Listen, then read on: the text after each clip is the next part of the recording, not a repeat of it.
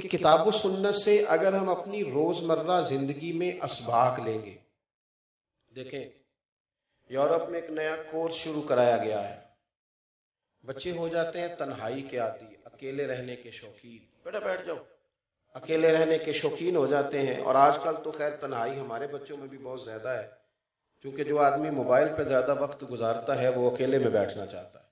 اس نے اپنی مرضی کی چیزیں دیکھنی ہے، خدا نخواستہ کیا کیا دیکھنا ہے. تنہائی پسند ہے ڈھیر سارے لوگ. تو وہاں لوگ ہو گئے تنہائی پسند. اب وہ کیا کرتے ہیں، جب ان کا بچہ یا بچی شادی کے قابل ہوتے ہیں تو وہ لے کے جاتے ہیں کہیں، اسے سیشن کرائے جاتے ہیں 4-5. اسے سمجھانے والا قائل کرتا ہے کہ اپنی زندگی اکیلے گزاری ہے، اب تمہارے ساتھ کسی اور نے بھی ہونا ہے. پہلے اسے قائل کیا جاتا ہے تاکہ کسی کو برداشت کر سکے. اس پر بڑے بڑے دانشور کلام کرتے ہیں، سمجھایا جاتا ہے. اور بڑی چیزیں آ گئی، اب تو بڑی چیزیں آ گئی. اب تو میں دیکھتا ہوں لوگوں نے اس پر کتابیں لکھ دی اور ایسی ایسی چیزیں لے کے آئے کہ جناب یہ نفسیات کے ڈاکٹر نے یوں کہا ہے، فلاں آدمی نے یوں کہا ہے، اس طرح کر کے وقت گزارو گے تو ازدواجی زندگی ٹھیک ہو جائے گی. میں کہا کرتا ہوں کہ 2 جملے ہیں قرآن پاک، بس ایک بات قرآن مجید نے کہی، ایک اگر اسے سمجھ لیا جائے، ایک بات، ہن لباس لکم وانتم لباس لہن. کہا مرد عورت کا لباس ہے، عورت مرد کا لباس. وہ تمہارا لباس ہے، تم ان کا لباس. یہ 2 جملے قرآن مجید کے، 2 باتیں، 2 نصیحتیں، ایک مرد کو ایک عورت کو. وہ تمہارا لباس ہے، تم اس کا لباس.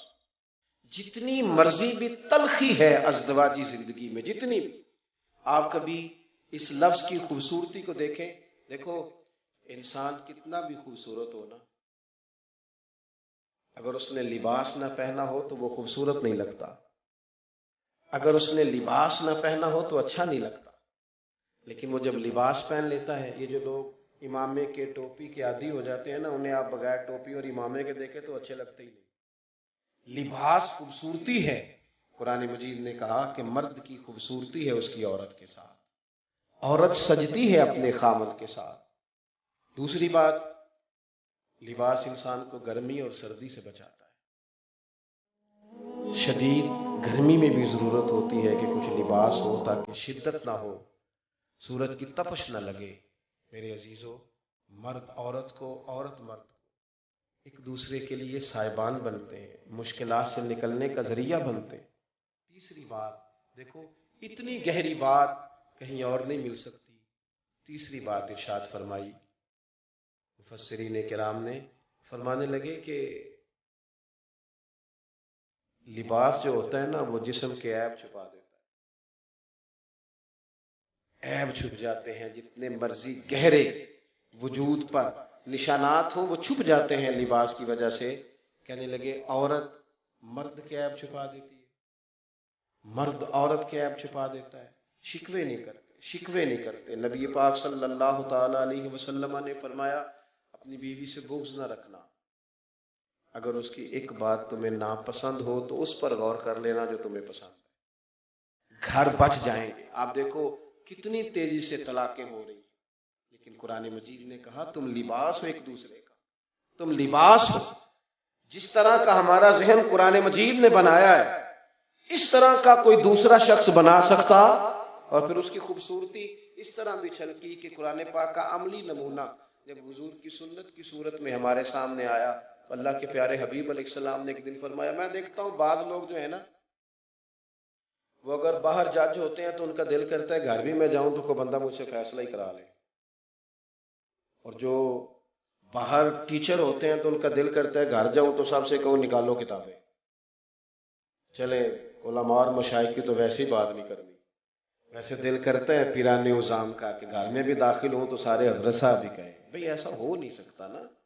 آپ کسی کے بیٹے ہیں، کسی کے شوہر ہیں، کسی نے آپ سے کوئی بات کرنی ہے، آپ کا کچھ لہجہ تبدیل ہونا چاہیے. حضرت سیدہ عائشہ صدیقہ رضی اللہ تعالی عنہ فرماتی ہیں میں قربان جاؤں، ایک دن محبوب مجھ سے فرمانے لگے عائشہ جب تم مجھ سے راضی ہوتی ہو تب بھی مجھے پتہ چل جاتا ہے، اور جب تمہارے دل میں کوئی بات ہوتی ہے پھر بھی مجھے پتہ چل جاتا ہے. میں نے جلدی سے عرض کی یا رسول اللہ میرے ماں باپ قربان، میں اور آپ کے بارے میں تو محبوب فرمانے لگے کبھی کبھی قسم اٹھاتی ہو؟ میں نے کہا یا رسول اللہ صلی اللہ تعالی علیہ وسلم اٹھاتی ہوں۔ تو حضور فرمانے لگے جب ہوتی ہو نا راضی تو پھر کہتی ہو مجھے محمد مصطفیٰ کے رب کی قسم، اور جب تمہارے دل میں کوئی بات ہوتی ہے تو پھر کہتی ہو مجھے حضرت ابراہیم علیہ السلام کے رب کی قسم۔ تم پھر قسم جناب ابراہیم علیہ السلام کا رب کہہ کے اٹھاتی ہو، ایسے ہی ہے؟ حضرت عائشہ صدیقہ رو پڑی، عرض کرنے لگی یا رسول اللہ صلی اللہ تعالی علیہ وسلم یہاں تک آپ خیال رکھتے ہیں، یہاں تک آپ احساس فرماتے ہیں، یہاں تک آپ کو خیال ہے؟ عزیز بھائی، یہ جو گھروں کے اندر ہمیں ضرورت ہے اس کی بھی تلقین اگر ہمیں ملے گی تو کتاب و سنت سے ملے گی۔ ہمارے گھر بچیں گے تو کتاب و سنت کی برکت سے بچیں گے۔ پھر حضرت عائشہ صدیقہ نے عرض کی یا رسول اللہ میں نام ہی چھوڑتی ہوں پر میرے دل میں ہر وقت میرے محبوب موجود رہتے ہیں۔ آپ دیکھیں دوسرے مقام پہ قرآن مجید نے ہمیں کہا یا ایھا الذین آمنوا قوا انفسکم واہلیکم نارا، اے ایمان والوں خود بھی دوزخ سے بچو، اپنے گھر والوں کو بھی بچاؤ۔